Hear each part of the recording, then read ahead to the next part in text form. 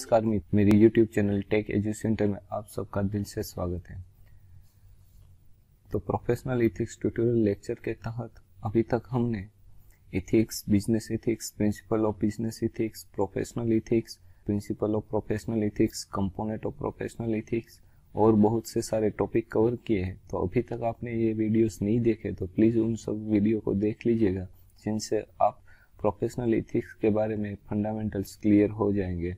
और हाँ, अभी तक आपने मेरी YouTube चैनल सब्सक्राइब नहीं किए तो please subscribe it and click on the bell buttons. तो शुरू करते हैं आज का lectures, Indian ethical traditions. The agenda of the today's lecture is Gandhian principle, rightness as the way in the Gita, business and Islam, and the Sharia and the interest on the Islam. Now, as the topic is Indian ethical tradition, मतलब आज के lectures में हम ये देखने की कोशिश करेंगे जो भारतीय परंपरा है, इंडियन ट्रेडिशन, इसमें हम कौन कौन से इथिक्स हमें देखे जाते हैं। और हम ये भी कह सकते हैं कि इंडियन ट्रेडिशन में हमें क्या इथिक्स मिले हैं। और अब हम देखें तो इंडियन ट्रेडिशन की, तो एज भारत बहुत बड़ा कंट्री है और भारत में बहुत सारे अलग अलग धर्म भी हम देखते हैं। तो यहाँ पे हम हिंदू और इस्लाम दो धर्मों में अलग अलग जो चीज़ है ये देखने की कोशिश करेंगे। जैसे कि हमें पता है भारत में पहले से समृद्ध नैतिक परंपरा है और जो अलग अलग शास्त्रों जैसे कि गीता, उपनिषदों, ये सारे के सारे वेद पुराण में हमें बताई गई है और एक परिकल्पना भी उसकी की गई है। भारतीय शास्त्रों हमें सही समय पे सही तरीके से कर्तव्य को करने की बात करते हैं, मतलब कौन सा कार्य हमें कब और कैसे करना चाहिए, ये सब चीज़ें हम भारतीय शास्त्रों में देखते हैं।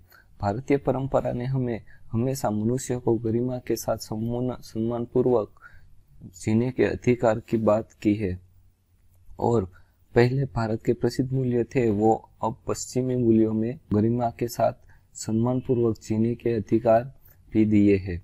और अभी आजकल हम देख रहे हैं जो भारत के ये सारे थे, भारत गरिमा के साथ जीने का और सम्मान पूर्वक जीने का अधिकार, ये सब, और हमारे जो इंडियन ट्रेडिशंस थे वो आजकल हम तो भूल रहे हैं। लेकिन क्या हो रहा है, पश्चिमी जो कंट्रीज है वो सारे हमारे जो कल्चर थे, जो हमारे इंडियन ट्रेडिशंस थे, आजकल वो देख रहे हैं और वो फॉलो और अनुकरण कर रहे हैं। तो पहले देखते हैं गांधीयन प्रिंसिपल। हमने इससे पहले भी Gandhian principle in the 7 sins में भी देखा था। इनमें से एक सबसे बड़ा टॉपिक था ट्रस्टीवर्थनेस का, और वी कैन से ट्रस्टीशिप का। तो यहाँ पे हम गांधी जी के ट्रस्टीशिप के सिद्धांत को देखने की कोशिश करते हैं। गांधी जी के ट्रस्टीशिप का सिद्धांत हमें नैतिकता का दर्शन कराता है, जिसे वर्तमान समय में दुनिया में नैतिकता की और व्यक्तियों के साथ साथ संगठनों में भी विश्वास की कमी के कारण महत्व मिला है। Means the Gandhian principle of trusteeship is another philosophy on ethics that has received increased importance in the present day world of decaying moral and lack of the trust among individual as well as the organization। मतलब यहाँ पे ये बताने की कोशिश की जा रही है कि गांधी जी का जो ट्रस्टीशिप का प्रिंसिपल है वो आजकल ऑर्गेनाइजेशंस और इंडिविजुअल्स में उसको महत्वता मिली है। क्यों? क्योंकि धीरे धीरे ये जो गांधी जी का दृष्टांत था ट्रस्टीशिप का, वो धीरे धीरे बढ़ रहा है। The philosophy of trusteeship implies that an industrialist or businessman should consider himself to be a trustee of the wealthness he possesses। जैसे हमने 7 सोशलशिप में बात की थी, गांधी जी के 7 सिंस इन सोशल में जो बात की थी कि बिजनेसमैन को और कोई भी व्यापारी है उसे उसकी जो धन है उसका उसे ट्रस्टी की तरह बिहेव करना है, ना कि वो उसकी संपत्ति है। उसे यह भी सोचना चाहिए कि वो केवल अपने धन का संरक्षक है, जिसका उपयोग उसे व्यवसाय के उद्देश्य के लिए सिर्फ और सिर्फ करना है, ना कि उसका उद्देश्य ये होना चाहिए कि उसे प्रॉफिट करना है। गांधी जी के मत के अनुसार ये ट्रस्टीशिप की अवधारणा मजदूर वर्ग के लिए भी होनी चाहिए। Means as per the Gandhi ji this trusteeship should also be consider as a labour in the industry. मतलब लेबर को भी ट्रस्टीशिप के सिद्धांत के बेस पे ही काम करना चाहिए। इसका मतलब ये है कि अगर कोई लेबर कोई XY इंडस्ट्रीज में काम कर रहा है तो उसे उस इंडस्ट्री में भी ऐसे उस इंडस्ट्री का ट्रस्टी है, और हम जैसे बात करते हैं ना, कहीं भी काम करो, उस हमारा काम है, इस तरह काम करना चाहिए। तो यहाँ पे भी गांधी जी कुछ तरह अंश तक यही कहने की कोशिश कर रहे हैं।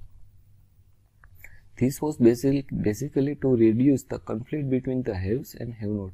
मतलब गांधी जी यहाँ ये कहने की बात कर रहे हैं कि अगर आप ट्रस्टीशिप के सिद्धांत के बेस पे काम करोगे तो ये मेरी चीज है और ये मेरी चीज नहीं है। ये जो हमारे मन के अंदर संघर्ष होता है जब भी हम काम करते हैं, तो जाहिर सी बात है हम ये बहुत से बार बोलते हैं कि ये मेरा काम थोड़ी ना है, ये मेरा काम नहीं है, ये मेरा काम है। तो ये जो संघर्ष है हमारे बीच का, ये कम करता है due to the trusteeshipness. The origin of the trusteeship principle can be traced to the concept of the non-professional details in the Bhagavad Gita। Gandhi ji also advocates Sarvodaya meaning welfare for all।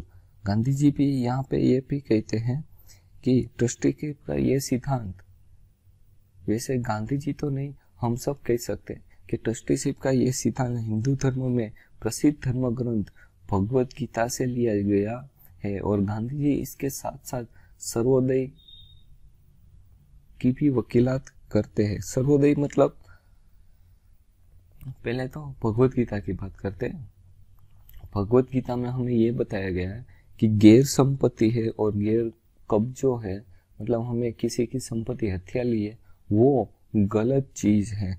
और गांधी जी यहाँ पे ये भी कहते हैं कि हमें सबके कल्याण के लिए काम करना चाहिए।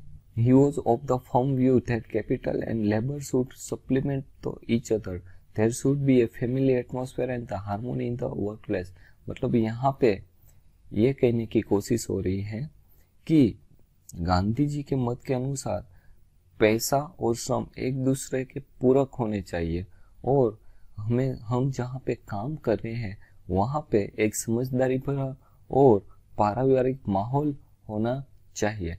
Gandhiji's philosophy of trusteeship has got more relevance in the present scenario। In the recent past, social involvement by business has for the most part taken the shape of the philanthropy and the public charity। मतलब गांधी जी के trusteeship के इस विचार को वर्तमान समय में अधिक मान्यता मिले, जिनकी वजह से ही ज्यादातर क्षेत्रों में हम आजकल देख रहे हैं कि सामाजिक भागीदारी द्वारा व्यावसायिक क्षेत्र हो रहे हैं, और यही सब सामाजिक भागीदारी द्वारा ये सब जो इंडस्ट्रीज है ये सोसाइटी के लिए वेलफेयर का काम कर रही है। जैसे कि हम देखें तो रिलायंस कंपनी की बात करें तो रिलायंस कंपनी में एक अलग सा यूनिट है, रिलायंस वेलफेयर फाउंडेशन, जहाँ पे वो पब्लिक पार्टनरशिप के तहत पब्लिक के अच्छे लिए के काम करते हैं। इसके चलते हम और भी एग्जाम्पल देख सकते हैं। This is the most important examples of the Birla temple.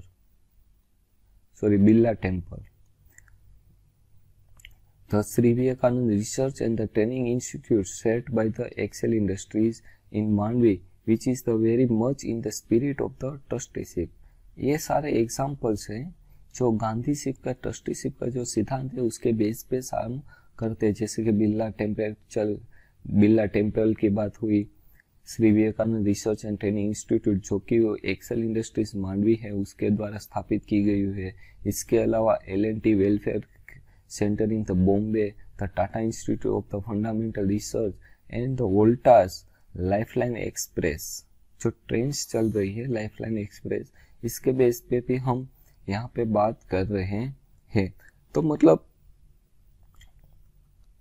अगर हम सिंपल वर्ड में जानने की कोशिश करें तो in the Gandhian principle, Gandhi ji ये कहना चाह रहे हैं कि हमें जो भी व्यवसाय कर रहे हो, जो भी बिजनेस कर रहे हो, उसमें ट्रस्टीशिप के बेस पे काम करना होता है, जिनसे हम उस धन है वो अपना ना मान के वो सोसाइटी के लिए ही हमें काम करना चाहिए, और उसी धन का जो हम बिजनेस करते वो बिजनेस भी इसी तरह होना चाहिए जिनसे सोसाइटी को यूजफुल हो।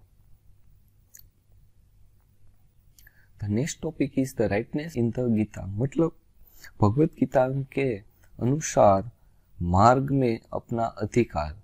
ठीक है, तो the Bhagavad Gita states numerous intents of how moral values and ethics can be incorporated in the one's work life। Bhagavad Gita द्वारा कई उदाहरण दिए हुए हैं कि किसी के जीवन में नैतिक मूल्यों और नैतिकता को कैसे शामिल किया जा सकता है। भगवत गीता के कई छंद में भी अभी के प्रबंधक के बारे में बताया गया है जो अपनी दिशा से भ्रमित हुए हैं और नैतिक दुविधाओं का उत्तर खोजने की कोशिश कर रहे हैं। भगवत गीता के अनुसार प्रभु ने बताया है कि काम या कर्म जीवन की प्रेरक शक्ति है और इस कार्य को नैतिक होना चाहिए। भगवत गीता के अध्याय 2 के श्लोक नंबर 47 में हमें बताया है कि आपको अपने निर्धारित कर्तव्यों को निभाने का अधिकार है, लेकिन आप कार्रवाई के फल के अधिकार नहीं है। जैसे हमने रिलीजियंस एंड मोरल्स में भी बात की थी कि वहाँ पे भी हमने देखा था कि हिंदू धर्म में, खास करके हिंदू धर्म में मनुष्य की एक्शन पे हमने बात की थी, मतलब मनुष्य जो कार्य करता है उस पे बात की थी। वहाँ पे हमने ये भी देखा था कि मनुष्य को सिर्फ और सिर्फ अपने कार्य पे फोकस करना है, ना कि उसके फल पे, क्योंकि मनुष्य के हाथ में सिर्फ किसी भी कार्य को कैसे करना है वो है, उसका कोई परिणाम उसके हाथ में नहीं है। तो यहाँ पे भगवत गीता भी हमें यही बता रखती है कि प्रभु ने बताया है कि काम या कर्म जीवन की प्रेरक शक्ति है और इस कार्य को हमें नैतिक की तरफ से करना चाहिए, ना कि उसके फल के लिए हमें विचारना चाहिए और कोई भी टेंशन लेना चाहिए। भगवत गीता के अध्याय 2 के श्लोक नंबर 47 में भी हमें यह भी बताया है कि मनुष्य को अपने निर्धारित कर्तव्यों को निभाने का अधिकार है, लेकिन आप कार्रवाई मतलब आप जो कार्य कर रहे हो उसकी कार्रवाई जो है उसके रूप से आप जो फल मिलने वाला है उसके आप कोई हकदार नहीं हो। यही सोच के आपको सारे कार्य करने हैं।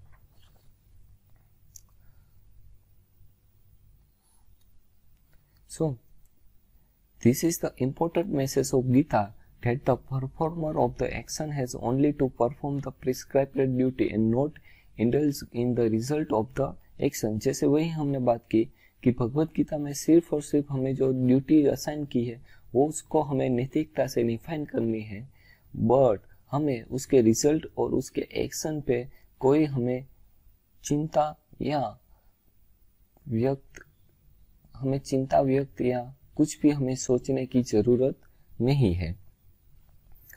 श्लोक में बताया गया है कि आप कभी भी अपने आप को अपनी गतिविधियों के परिणामों का कारण न समझे और अपने कर्तव्य को पूरा न करने के लिए कभी भी ना संलग्न हो। मीन्स आपको सिर्फ और सिर्फ अपनी गतिविधियों और परिणामों पे ही काम करना है, ना कि उसके कारण को अपने आप को समझे और अपने कर्तव्यों को और सिर्फ पूरा करने के लिए ही आप संलग्न हो। In the organizational constraint to when one is only varied of the result, he or she is likely to fall into the improper activities। यहाँ पे भगवत गीता में ये भी बताया गया है कि आजकल ऑर्गेनाइजेशन में ये हो रहा है कि रिजल्ट पे फोकस करने की वजह से जो प्रबंधन है ऑर्गेनाइज का, वो अपने जो प्रॉपर एक्टिविटीज होती है, जो प्रॉपर एक्शंस होती है, उस पे फोकस नहीं कर पा रहे हैं।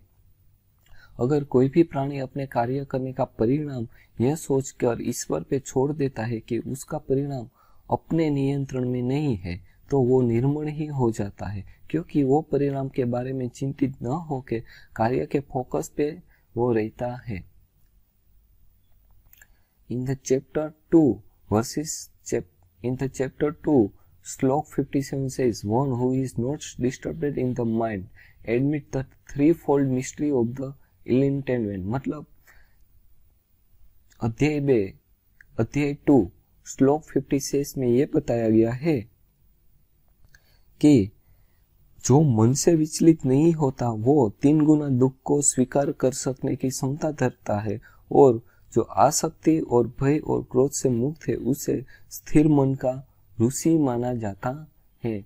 There is happiness, and who is free from the attachment, fear and anger is called the saying of the steady mind. A steady mind, another mental state, is desirable in one's work life to retain one's integrity in the work one's does. Means एक स्थिर मन और एक मानसिक स्थिति किसी भी कार्य करने के लिए जीवन में जरूरी है। एक स्थिर मन आपको सही दृष्टिकोण और सही दिशा प्रदान करता है। किसी भी चीज से ना जुड़ना एक व्यक्ति को व्यक्तिगत संतुष्ट के लिए किसी भी चीज को ना स्वीकार करने में सक्षम बनाता है। किसी भी संगठन के लिए ये बहुत ही जरूरी गुण है कि व्यक्तिगत इच्छाओं और परस्पर विरोधी हितों से संगठन अनैतिक होकर समाप्त हो जाता है। Means in the organisational construct this quality is very much valued. Personal desire and the conflict interest and up in the unethical process. मतलब अगर आप कोई भी संस्था लो, उस संस्था में कोई सिर्फ और सिर्फ अपना व्यक्तिगत इच्छा और हित देखो तो वो संस्था हमेशा अपने पतन के मार्ग पे रहती है। हमने महाभारत में भी देखा था कि हस्तिनापुर के जो महाराज है वो सिर्फ और सिर्फ न कि महाराज का हेतु देख के सिर्फ और सिर्फ दुर्योधन के बारे में, पर्सनल हित के बारे में देख के डिसीजन लेते थे, जिनकी वजह से हस्तिनापुर अपने पतन की ओर चलने लगा था। Lord Krishna's promise in the 7th and 8th verses of the chapter 4 of the Gita is that whenever evil dominates, the Lord takes an avatar to set right the situation and re-establish the dharma. मतलब अध्याय 4 के श्लोक में भगवान कृष्ण ने ये बताया है कि जब भी बुराई हावी होती है, मैं सही स्थिति करने के लिए, निर्धारित करने के लिए अवतार लेता हूँ और धर्म का अनुवाद करता हूँ। मीन्स यदा यदा ही धर्मस्य ग्लानिर्भवति भारतम अभ्युत्थानम अधर्मस्य तथात्मानं सृजाम्यहम् पवित्राणायं साधूनां विश्वनाय च दुष्कृतां धर्म संस्थापनायक संभवामि युगे युगे।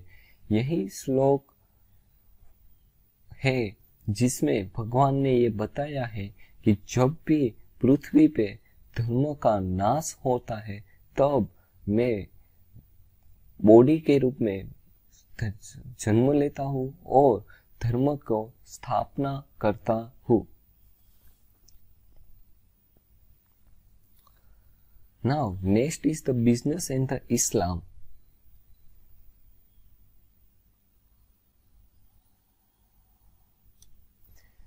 जैसे कि हमने हिंदू धर्म में भगवत गीता के बेस पे बात की, जहाँ पे हमने देखा कि ज्यादातर हमें यही बताया जाता है, इथिकल ट्रेडिशन, हमारी परंपरा यही है कि हमें अपने और अपने सिर्फ कर्तव्य पे काम करना है, ना कि अपने फल पे।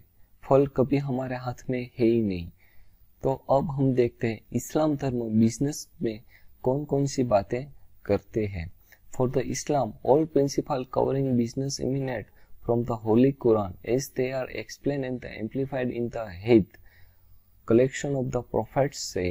मतलब इस्लाम धर्म में बिजनेस के जो सारे प्रिंसिपल है वो उनके जो पवित्र ग्रंथ है कुरान, उसमें बताए गए हैं, जो कि एक हित है, वहां पे भी उसको बताए गए हैं। जैसे कि उसे समझाया गया है कि हदीस में, यहाँ पे हदीस की बात हो रही है, जैसे कि उसे समझाया गया कि हदीस में जो पैगंबर साहब है और जो हदीस मतलब पैगम संग्रह के अनुसार इस्लाम धर्म में लोगों का शोषण, व्यापार में पैसे उधार से ब्याज और झूठे एडवर्टाइजमेंट का एक स्पष्ट गलत बताया गया है। मतलब हिदायत में यह बताया गया है the interest of the money, doing business by the false advertising, all are the banned as per the Islam पवित्र ग्रंथ Quran. The Muhammad, the last prophet and the messenger, was very much involved in the business before he was chosen by the God. Mohammad है जो इस्लाम धर्म के सबसे last अनुयायी है और मैसेंजर है, भगवान के प्रोफेट है। उसने वो भी भगवान पे समर्पित होने से पहले सबसे बड़े बिजनेसमैन थे और इस बिजनेस में इन्वॉल्व हुए थे। और उसने बहुत ही छोटी सी उम्र में बिजनेस के लिए बहुत सी यात्रा की थी, जिनसे उनका बिजनेस का जो एक्सपीरियंस है बहुत ही अनोखा हो चुका था। The prophet laid stress on the honesty and the truthfulness in the business. पैगंबर ने व्यापार में ईमानदारी और सच्चाई पर जोर दिया है। उन्होंने कहा है कि ईश्वर उस व्यक्ति पर तब दया दिखाता है जब वो व्यक्ति व्यापार में खरीदने पर, बेचने पर और किसी चीज पर दावा करने से समय में दयालु तो दिखाता है। मतलब भगवान आप पे तब दया करते हो जब आप कोई व्यापार या कोई चीज खरीदते हो तो उसमें आप दयालुता दिखाते हो। His teaching cover a wide range of business and economics. Muzammil H. Siddiqui in his article Business Ethics in Islam, मतलब मुजमिल एच सिद्दीकी ने अपने लेख बिजनेस इथिक्स इन इस्लाम में पैगंबर मोहम्मद की शिक्षाओं के प्रमुख सिद्धांतों को बताया गया है। तो अब ये हम प्रमुख सिद्धांतों के बारे में डिस्कस करते हैं। नो फ्रॉड और द डिसीट, कोई धोखाधड़ी या धोखा नहीं। मतलब पैगंबर ने बताया कि जब किसी चीज की आप बिक्री करते हो तो कोई आपको धोखा करना नहीं चाहिए। जैसे कि अगर आप तोल माप कर रहे हो तो तोल माप में हम देख रहे हो कि वहां पे कोई थोड़ा जो वेट स्केल हो वहां पे धोखा खड़ी कर देते, उसमें वेट में कुछ कफला कर देते। तो no excessive oath in the sale, मतलब सेल पर्पस के लिए आपको बहुत सारी शपथ लेने की जरूरत नहीं है। जैसे कि हम देखते हैं ज्यादातर जो खुदरा बाजार है वहां पे हम देखते हैं कि कुछ ना कुछ चीज सेल करने के लिए वो बोलते हैं, मैं भगवान की कसम खाता हूँ कि आपको मैं कभी गलत माल बेचूंगा नहीं। तो ये सब चीज है वो गलत है। इन द बिजनेस में आपको ज्यादा शपथें लेने की जरूरत नहीं होती है। Need for the mutual constant, mutual constant is necessary, the sale is complete when the two part with the mutual content. मतलब कि एक दूसरे की आपसी सहमति जरूरी है। जब आप कोई बिजनेस कर रहे हो तो बिजनेस में एक दूसरे की कोई भी डील में आपसी सहमति होनी जरूरी है। Be strict in the regards to weight in the measure, मतलब व्यापार में आपको एकदम स्ट्रिक्ट रहना है, एकदम चुस्त पालन करना है वेट एंड मेजर पे। जैसे हमने पहले ही बताया कि आपको वेट और उसका जो मेजरमेंट है उसमें कोई गफला नहीं करना है। 100 ग्राम की चीज है तो आपको 100 ग्राम ही वो देनी है।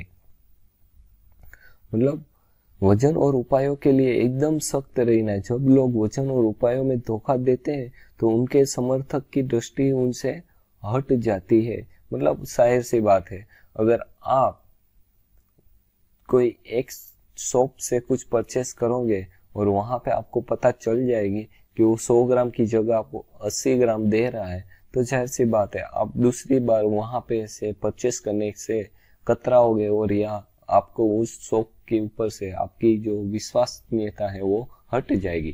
The profit was very much against the monopoly, मतलब बिजनेस में आपको मोनोपोली भी नहीं रखनी चाहिए। एकाधिकार के एकदम खिलाफ थे पैगंबर।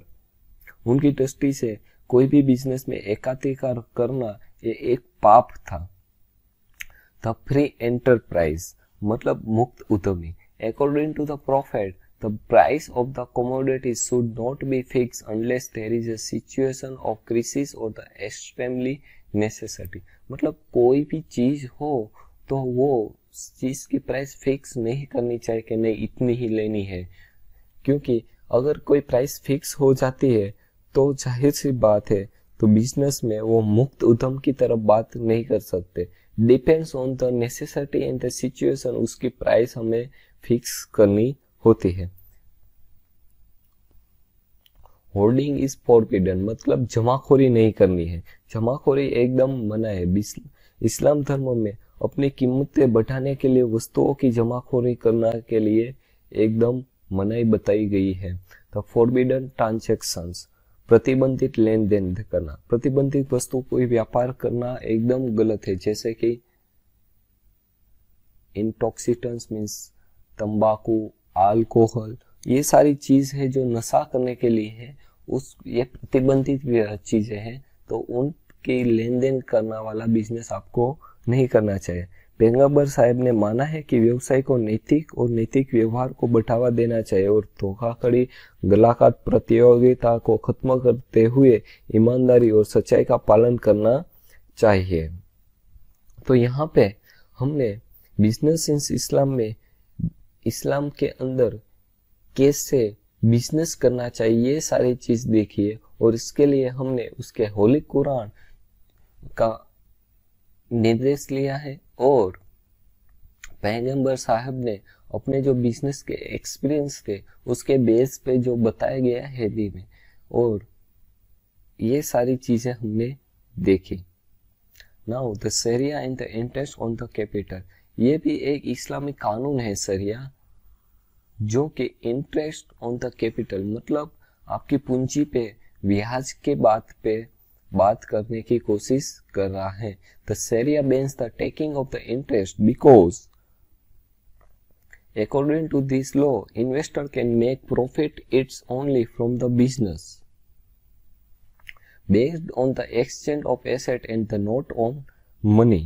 मतलब शरिया ब्याज लेने पर प्रतिबंध लगाती है क्योंकि इस कानून के अनुसार निवेशक केवल संपत्ति के आदान प्रदान के आधार पर व्यवसाय में मुनाफा कमा सकते हैं, ना कि पैसे के आदान प्रदान पे। मतलब आप कोई चीज के आदान प्रदान करके मुनाफा कमाओ, या कि पैसे को एक दूसरे से ले और दो और उसके बेस पे आप ब्याज लो और जो आप एक नफे के रूप में देखिए।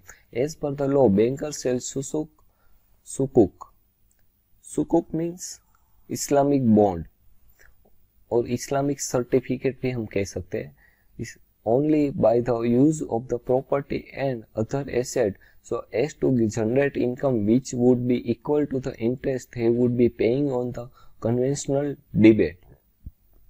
मतलब कि इस्लामिक जो शरिया कानून है वो ये कहते हैं कि बैंकर भी इस्लामिक बॉन्ड और सर्टिफिकेट को ट्रांजैक्शन और लेन देन के रूप में करना चाहिए, जिसकी वैल्यू एक नैतिक ब्याज हो, उसके बेस पे वो प्रॉफिट ले और देखे। As per the Sharia the money to gain can not be use to the finance gambling gun और अल्कोहल। मतलब बैंकर भी ये जो लेन देन करता है बॉन्ड के रूप में, ना कि पैसा के रूप में, तो उसकी जो गेन होती है कैपिटल, उसको भी उसे गैम्बलिंग, गन और अल्कोहल ये सारे चीज पे यूज करना मना है, और ये सारे चीज पे कोई भी प्रॉफिट गेन करना मना है। Such asset managed under the Islamic rule will be 2.8 trillion on by 2015 according to the Islamic Financial Service Board, an association of the central bank based in the Kuala Lumpur, Malaysia। मतलब कि Islamic financial service board है, उसने 2015 में बताया कि 2.8 trillion से भी ज्यादा ऐसी अनमैनेज मतलब जो शरिया कानून के तरफ पे बैन है वो अभी है। और ये रिपोर्ट किसने बताई है? तो सेंट्रल बैंक जो कोलमपुरा मलेशिया में स्थित है। According to the Jafar Sareswala, managing director of the Parsol Investment, it is the religious requirement of the Muslim to be invested, rather it is un-Islamic to hold money। मतलब जफर सारेसवाला जो managing director of the Parsoli investment है, उसके अनुसार Islamic धर्म में मुस्लिम को invested पे focus करना चाहिए, ना कि मनी का संग्रह करना चाहिए। Interest is forbidden but sharing risk and the responsibility, that is the sharing profit it and loss is acceptable। मतलब ब्याज पे एकदम मनाही है, बट आप रिस्क को रिस्पॉन्सिबल और कम करने के लिए ये चीज देख सकते हो, लेकिन बॉन्ड के रूप में आपको ये चीज करनी है। Equity investment is the only acceptable under the sharia, मतलब आप शेयर मार्केट में रोकाण, मतलब आप शेयर मार्केट में अपने पैसे लगा सकते हो और इन्वेस्ट के रूप में, ना कि वहां पे भी आप प्रॉफिट गेन करने के लिए लगाओ तो ठीक है, पर मात्र ऐसे इक्विटीज इन्वेस्टमेंट में करिए जो कि शरिया कानून के तरह हो। This implies that Muslim investor invest only in the portfolio of the clean stock। जैसे मैंने कहा, जो शरिया कानून की तरह है, ऐसे स्टॉक्स में आप इन्वेस्ट कर सकते हो। वो ऐसे स्टॉक नहीं जो alcohol, conventional financial service, banking and insurance, entertainment, तंबाकू, मांस, सुअर का मांस, डिफेंस, वेपन, ये सारे चीजों में के जो स्टॉक्स है, जो कंपनियां हैं, उनके स्टॉक्स में आप इन्वेस्ट नहीं कर सकते हो।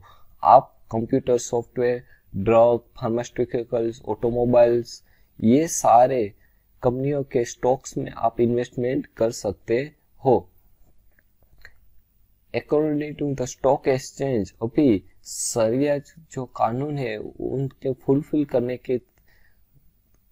कर सकते हो ऐसे 800 स्टॉक्स अभी स्टॉक एक्सचेंज पे लिस्टेड है, तो इन स्टॉक्स में आप इन्वेस्टमेंट कर सकते हो। तो शरिया कानून में ज्यादातर हम ये देख रहे हैं कि ब्याज पे पैसे ना देने पे फोकस हो रहा है। तो आज के लेक्चर्स में हमने Gandhian principle, ethics based on the Bhagavad Gita, Islam Dharma and Business, and the Sharia कानून on the interest on the capital पे बात की अभी तक। तो अगर आज के लेक्चर्स में कोई भी टॉपिक आपको डाउट हो तो प्लीज कमेंट इट, जिनसे मैं आपको उस कमेंट पे रिप्लाई दे सकूं। और अभी तक आपने मेरी चैनल सब्सक्राइब नहीं की है तो please subscribe it. Thank you.